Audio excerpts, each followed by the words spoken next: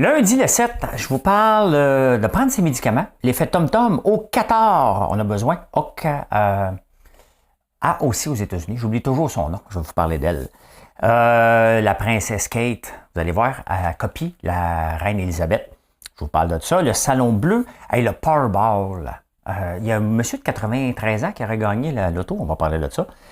L'étude sur les supermarchés qui vient de sortir en France, je vous parle de ça. Hein? Parce qu'on est en train de faire la même chose. Êtes-vous tombé sur la tête? Je vous parle du lait de brebis. Ben oui, vous le savez que j'utilise pour les savons. Ben je vous en parle un peu. Les finances, la confiance semble revenir. Je vous parle de Disney. Les insolites. Il y a Michael Jackson aujourd'hui. Une saucisse. Je vous parle d'une saucisse. Oui. Tout d'abord.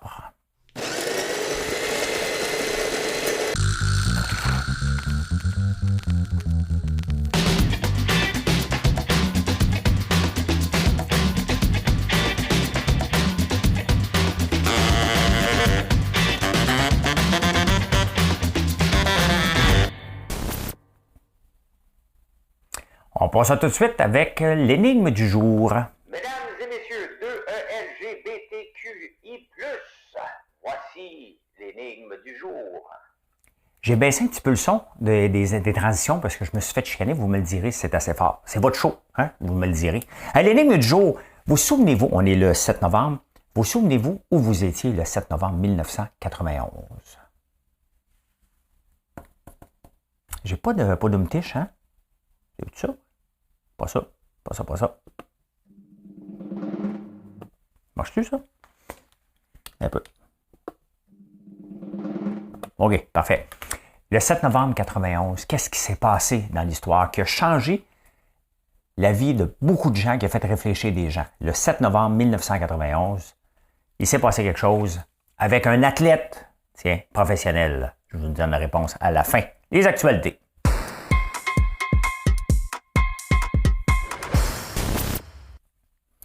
Eh bien, j'aime ça les journaux du lundi puis du dimanche parce qu'on parle beaucoup de santé. Hein? Il y a un nouveau truc, ça a l'air qu'en se brossant les dents, on devrait se tenir 40 secondes sur chacune des pattes. Mais là, aujourd'hui, je vous parle de prendre... C'est pas un conseil de médecin, là, OK? C'est les journaux que j'ai lus, OK? Qui disent que maintenant, supposons ils disent de prendre une pilule avant de se coucher, la prendre debout une demi-heure avant. Ça a l'air que c'est pas la même chose pour la digestion, prendre nos médicaments couchés. Fait que si tu jamais t'es pris dans le trafic, tu avais manqué cette nouvelle-là, tu viens de l'entendre. Hein? Bon, voilà. Hey, l'effet Tom-Tom. L'effet Tom-Tom, Tom-Tom, c'est une chose de GPS. Hein? D'ailleurs, à un moment donné, il faisait tout le temps passer les gens pour aller au Lac-Simon vers chez nous, Tom-Tom, justement. Des fois, je voyais des gros, puis l'asphalte n'était pas refaite, puis je voyais tout le temps des gros Wanabago. Je me dis, qu'est-ce qu'ils font ici? Puis à un moment donné, je leur ai demandé, c'était Tom-Tom.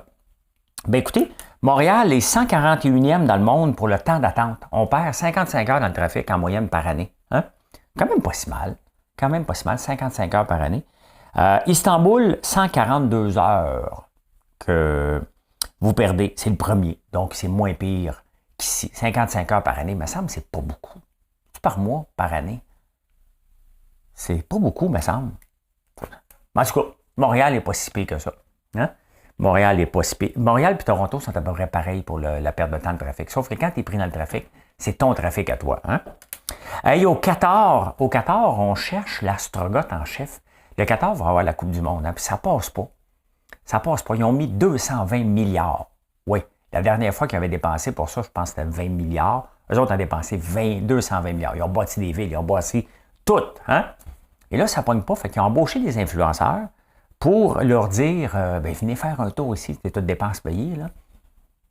Il aurait pu m'inviter. Hein? J'aurais-tu dit oui? J'aurais-tu dit non? Hey, venez! Le Strogoth et sa gang, c'est le temps de flyer Sunwing puis aller là-bas. T'sais. Fait que, oui, ça marche pas. Tu sais, on peut pas surcréer quelque chose, hein? Surcréer un rêve, surcréer ça ne marche pas. J'ai hâte de voir quand ça va débuter. Ça va de débuter, ça? J'ai hâte de voir ça, mais en ce moment, ça ne pogne pas du tout. Hey, Ocario, my God, comment elle s'appelle? Tu sais que je suis tout le temps mêlé. Elle s'appelle Alexandra AOC. Alexandra Ocasio-Cortez. Hein? C'est Elon Musk qui nous l'a fait redécouvrir. C'est une sénatrice, en tout cas, l'équivalent d'un député. Là, et de New York. Et elle est très à gauche, très socialiste, mais elle vend, c'est pas elle dessus, là, parce que si on en parle, c'est parce que c'est pas elle. Je vais juste vous dire, c'est pas elle non plus.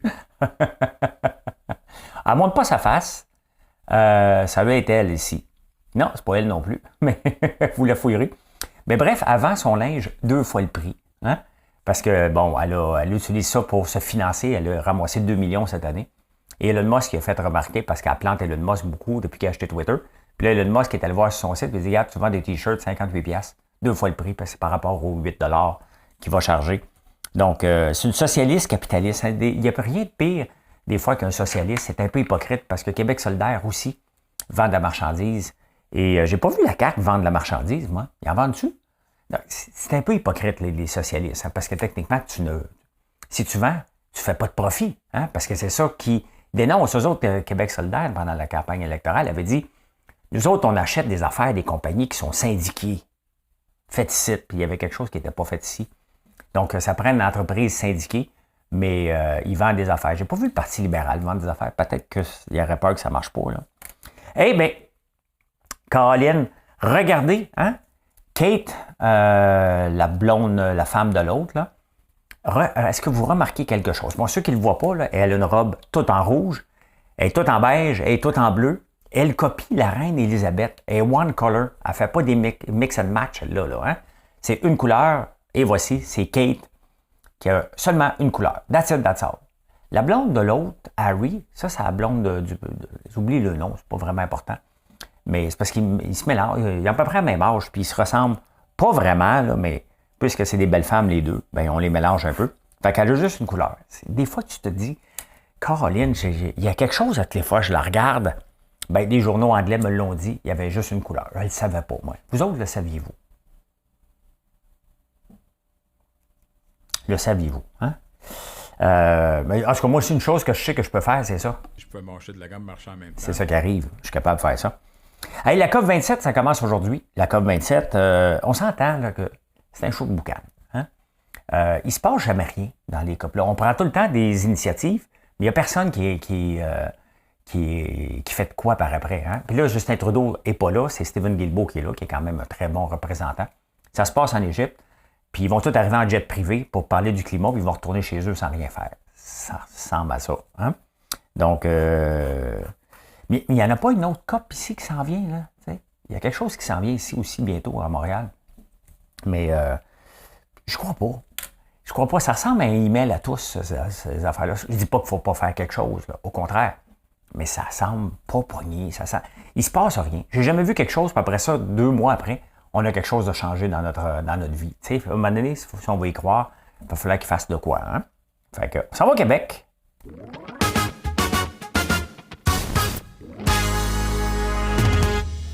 Bon, François Legault va changer d'optique par rapport à l'immigration. Il va s'entendre. Mais dans le fond, il n'y a pas le choix de s'entendre hein, avec Trudeau. Trudeau, s'il décide que c'est 500 000 qui rentrent, il va en faire rentrer 500 000.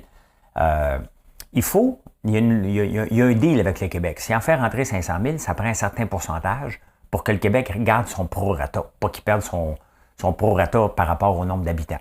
Donc, c'est le deal qui est dans la Constitution, en tout cas, quelque chose comme ça. Fait que là, François Legault dit, OK, parfait, on va en permettre un petit peu plus si sont francophones. Bien d'accord avec ça, mais ils peuvent apprendre aussi. Marilyn, sa voisine, elle parlait pas français, est ingénieure, elle vient de se trouver un emploi et elle a appris le français ici. Il ne faut pas non plus capoter non plus avec ça. Là. Les gens, il y a des exceptions de gens qui ne l'apprendront jamais. Puis il y a d'autres gens qui veulent s'intégrer. Et, oui, mais pas tant que ça. Là, t'sais. La seule chose, moi, qui m'inquiète avec ça, c'est qu'on s'en va vers une récession. Donc, à un moment donné, les emplois vont tous être comblés. Il faut juste faire attention avec ça, ne pas leur promettre qu'ils vont avoir une job assurée, ne pas rien promettre aux gens parce qu'on ne le sait pas. Et il faut toujours faire attention quand une compagnie dit « Ben oui, moi, je pourrais embaucher 10 personnes. » Et c'est peut-être pas tout le temps le cas. Hein. C'est facile. Moi, si on m'appelait, si tu avais plus de monde, n'embaucherais-tu? Ben, j'ai déjà mon monde, là. Mais souvent, les entreprises vont mentir sur le nombre de personnes qui manquent réellement. Hein? Donc, voilà. Il y a un article en fin de semaine sur le Salon Bleu, l'expulsion, donc l'Assemblée nationale. Il y a eu 3 cas d'expulsion dans l'histoire de l'Assemblée nationale. Puis là, le PQ, les journalistes ne comprennent rien des fois. D'ailleurs, je fais un poids lièvre de moi-même. Il y a eu 3 expulsions. Le PQ n'est pas expulsé du Salon Bleu. Hein? Grosse différence. Ils ne veulent pas porter honneur, porter serment au roi. Grosse différence. Ils se sont auto-exclus. Ils ne sont pas exclus par eux autres, ils disent, moi, je ne respecte pas ça. Qu'il ait le droit ou non, qu'il aille en cours, il va falloir qu'il trouve une solution. Puis il dit, moi, je ne le respecte pas. Québec solidaire a décidé de plier parce que François Legault dit, OK, parfait, on va le faire. Donc, là, PQ est comme pris dans son coin. Ils ne sont pas expulsés, là.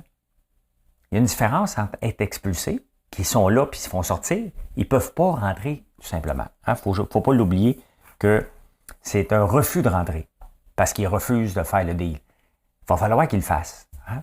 Mais à suivre. Mais pour moi, ce n'est pas une expulsion. Quand je lis ça dans le journal, le gouvernement va avoir des fous d'avoir expulsé. Mais non, ils n'ont pas le droit de rentrer. Ne l'oubliez pas. Hey, le gagnant du Lotomax, ça a l'air qu'il aurait gagné, mais j'ai fouillé un peu. Marilyn me dit ça, qu'il aurait gagné il y a 93 ans. J'espère que si c'est le cas, que ses enfants et ses petits-enfants ont tenu un bon lien, hein, des fois qu'il l'ait placé dans une place puis s'occupe plus de lui. Hein? Ça se peut qu'il y ait un chat qui ait un méchant moton, là, parce que à 93 ans, il y en a une couple d'avoir une bonne... je m'en allais dire quelque chose de méchant, mais des fois, dans les familles riches, les gens attendent que le monsieur parte, le plus riche, le grand-père ou l'arrière-grand-père. Là, ils n'ont pas à attendre longtemps. Si tu as 8 ans, ça se peut que tu hérites d'un coup d'un moton. Quand même, hein, c'est niaiseux ce que je dis, mais c'est parce que c'est vrai pareil. Hein? Il y a bien des familles qui se battent pour l'héritage puis attendent leur tour. Fait que... Pendant ce temps-là, aux États-Unis, les autres niaisent pas avec l'époque. 1,9 milliard le Powerball. Je vais regarder, j'avais déjà acheté, mais là, à 1,9 milliard, ça va à peine de risquer un petit 20$. Hein? Fait que, il y a un site qu'on peut acheter directement là-dessus. Il faut faire attention. Il y a des sites frauduleux. C'est marqué dans le Journal de Montréal, lequel, je pense. Hein? L'étude sur, tu sais, le Bureau de la concurrence va vérifier si les supermarchés ont exagéré sur l'inflation. En passant, ils ont le droit. En autant qu'ils ne font pas de la collusion, ils ont le droit de mettre le prix qu'ils veulent. Puis je dis que c'est une étude qui ne sert absolument à rien. Ils ont voulu copier la France, ça c'est très typique. Là. La France fait ça, OK, parfait, on va le faire ici parce que les autres, ils n'ont pas niaisé avec la POC longtemps. Ils ont regardé et ils ont dit, non, les supermarchés, toute la chaîne alimentaire n'ont pas profité de l'inflation pour faire un profit supplémentaire. Donc, ça vient de sortir en France. Ça va être probablement la même chose. Ici, c'est très dur à prouver. C'est une collusion, faut que ce soit parlé. On va dire, écoute, ben là, hein, ça augmenterait-tu les prix? Donc, quand même qu'il a augmenté de 10%, on a toujours l'option d'aller ailleurs. C'est une étude qui va servir absolument à rien. Attendez-vous pas à grand-chose, là. Il n'y aura rien qui va se passer là-dessus. Hein? Là-dessus, tombez sur la tête.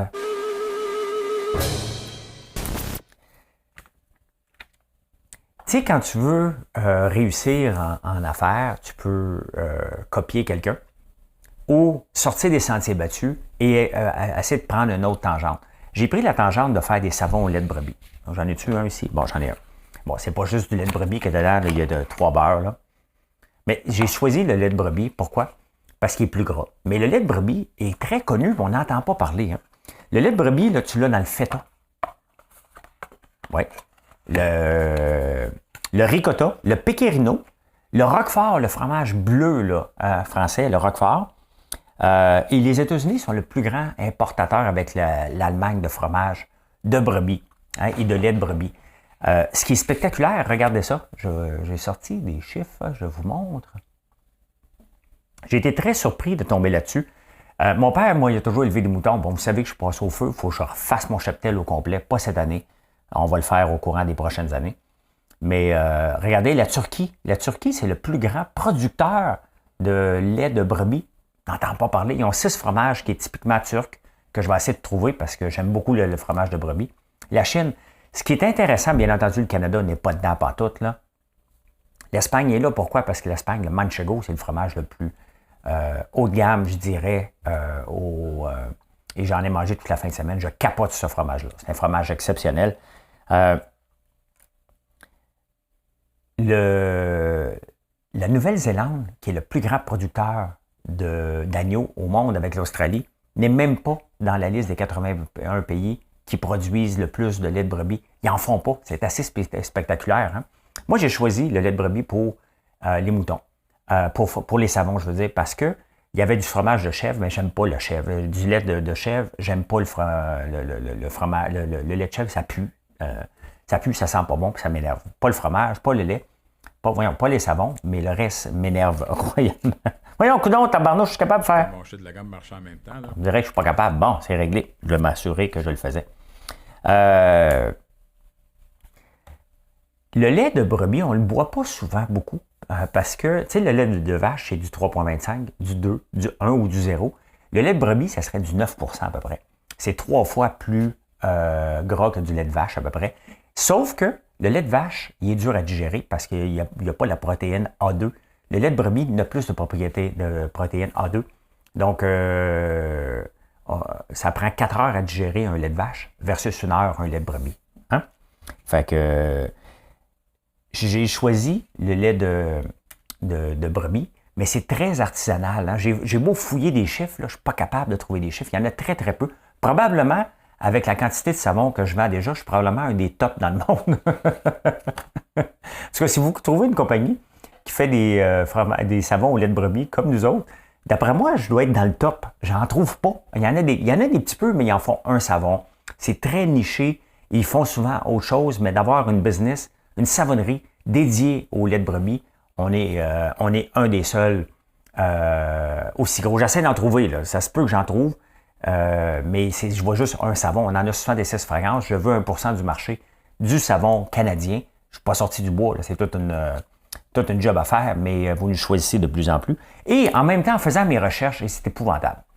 Je vous montre ça. Quand on fait des recherches, des fois, on tombe sur des choses par hasard. Hein? Ici, c'est un do-it-yourself, DIY, breast milk soap.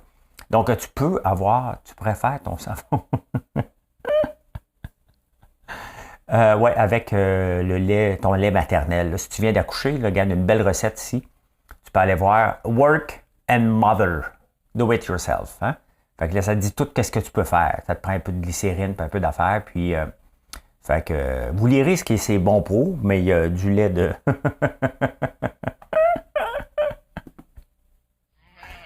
Hein? Ah. C'est ça, hein? Fait que voilà. Hey, en finance.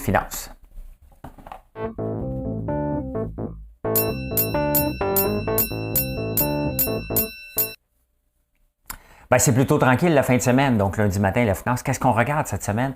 Ben, il y a la COP, hein, qu'il y a.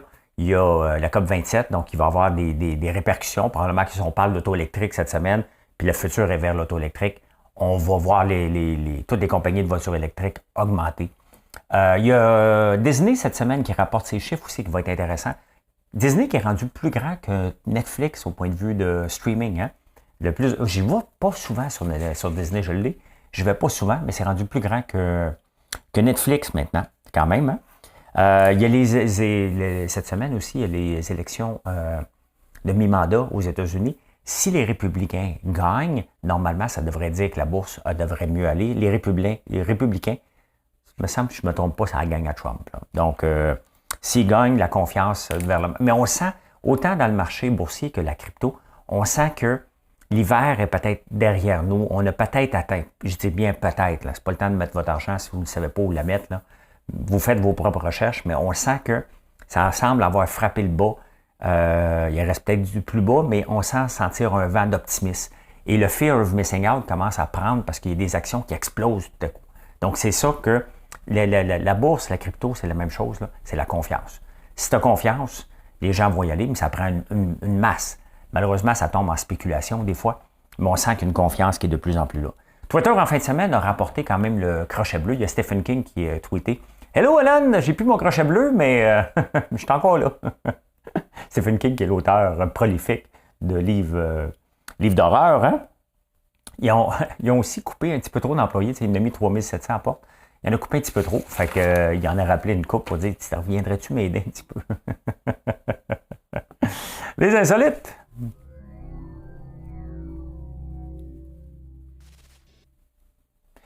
Aux États-Unis, en Australie, on parle souvent du requin blanc. Puis il y a 10 000 plages en Australie, fait qu'on parle du requin blanc tout le temps, il faut faire attention, tout ça. Mais savez-vous quel animal qui tue le plus? C'est le kangourou. Ouais, le kangourou tue plus d'humains que le requin blanc. Ah, ben, il y en a partout des kangourous. Fait que, quand même, hein? Hey, écoutez, je suis tombé là-dessus, encore là en faisant des recherches. Vous connaissez le chanteur Drake? Ben, regardez ce que ça veut dire, Drake. Le saviez-vous? Drake, c'est un sexually mature adult male duck. Donc, c'est un mâle. Drake, le chanteur, est un canard. Hein, il pourrait être comme ça.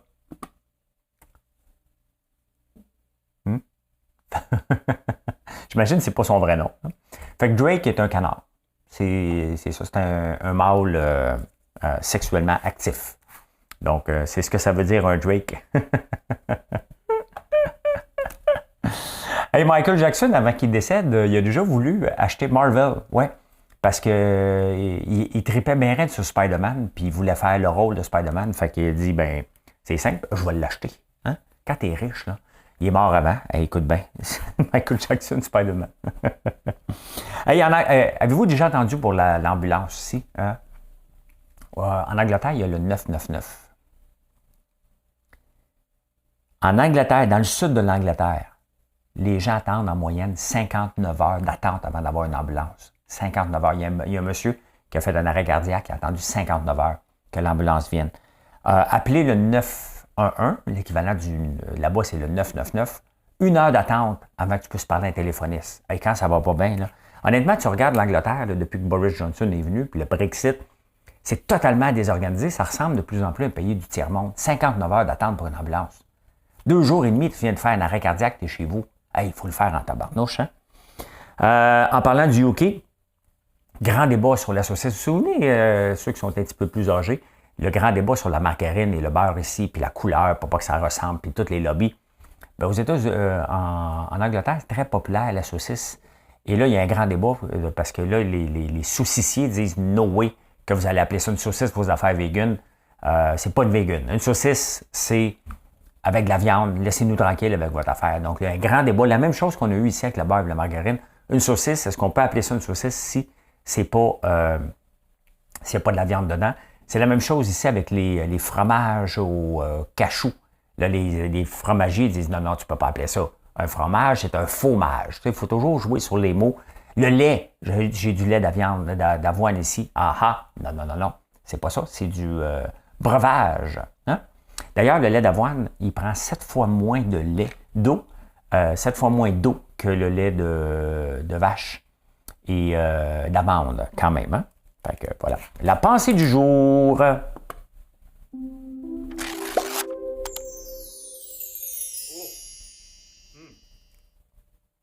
Hey, ça, j'aime ça. Je suis tombé là-dessus, puis je pense que si vous me voyez aller là, avec mon entreprise, c'est exactement comme ça. Là. Même en tant qu'entrepreneur, vous devez vous considérer comme un employé de votre entreprise. Je suis un employé de mon entreprise. Je ne suis pas un boss. J'ai des responsabilités dans l'entreprise qui est bien entendu de faire connaître la marque et de travailler à l'occasion. Tu sais, d'être sur le plancher des vaches. Un peu. Et voilà. Hein? D'être sur le plancher des vaches pour aller. Mais moi, je suis plus un gars de ça. Hein? C'est de même j'ai été élevé, moi, sur le plancher des moutons. Donc, même comme entrepreneur, on doit se considérer comme un employé de l'entreprise. Il ne faut jamais l'oublier. Là. Parce que souvent, vous me voyez en train de faire des commandes sur TikTok ou sur Facebook, puis vous me dites, mais qu'est-ce que tu fais là-bas? Hein? Tu es supposé être dans un bureau. Vous voyez la mentalité des gens, comment elle est. On pense qu'un boss est dans un bureau en train de gérer de la finance. Moi, ça ne m'intéresse pas pantoute de la finance. Ça m'intéresse de voir, est-ce que je suis en progression, est-ce que je fais de l'argent? Bien entendu, c'est important, là, très important. Mais ma plus grande importance, c'est de gagner des parts de marché. C'est ça qui m'intéresse le plus. Et ça, je dois être sur le terrain pour le voir. Hey, la réponse à l'énigme. Mesdames et messieurs, 2LGBTQI+, voici l'énigme du jour. Le 7 novembre 1991, la personne que je recherchais, c'était Magic Johnson, le joueur de basketball qui annonçait qu'il avait le sida. Ou en tout cas, il était porteur du virus. Hey, tu sais, je n'étais pas si actif que ça, là, mais quand même, le port du condom était pas mal moins fort. Avant ça, il y a eu un avant puis un après. Là. Et boy, hein, ça prenait du temps à aller faire des tests. Moi aussi, je me suis dit, ben, des coups que j'avais été passer un test, ça m'a fait paniquer pendant un bon mois. Et ça a fait réfléchir beaucoup, en tout cas ma génération, par la suite, sur l'importance de se protéger. Donc, Magic Johnson, qui est encore vivant quand même, hein? Donc, depuis 1991, qui est porteur du virus, ça avait fait réfléchir. C'est une bombe, là, littéralement, une bombe. Et j'ai écouté son documentaire, je pense que c'est dans Michael Jordan ou quelque chose comme ça, qui a parlé. Non, j'ai écouté quelque chose avec Magic Johnson qui était très, très bon. C'est peut-être sur Netflix. Justement, qui en reparlait parce que c'était une machine de basketball, là, tu sais. Fait que c'était Magic Johnson que je cherchais. Et aujourd'hui, je peux dire ceci, les amis. Mission accomplished.